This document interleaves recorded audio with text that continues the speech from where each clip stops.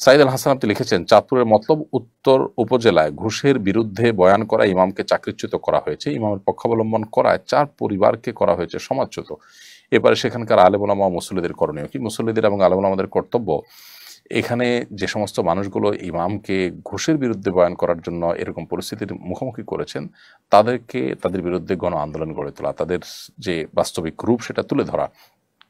এমনকি আমাদেরও প্রত্যেকে যার যার জায়গা থেকে দেশের অন্যান্য প্রান্তেও আমরা যারা আছি তাদের কথা বলা উচিত এদের বিরুদ্ধে। যারা ঘুষের বিরুদ্ধে কথা সহ্য করে না, তারা ঘুষ চায় দেশে, তারা এই দেশের শত্রু, তারা এই সমাজের শত্রু, তারা মুসলমানদের শত্রু, অন্যান্য ধর্মাবলম্বীদের শত্রু।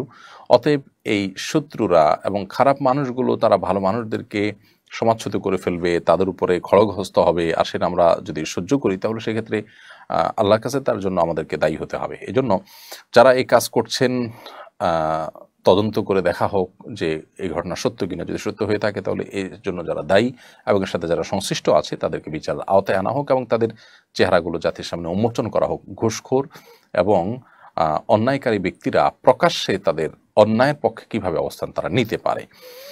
তো পুরো বিষয়টাকে তদন্ত করে ওলামায়ে কেরাম, সিনিয়র ওলামায়ে কেরাম এবং আরও দায়িত্বশীল যারা আছে তারা পদক্ষেপ নেওয়া দরকার বলে আমরা মনে করি। এমডি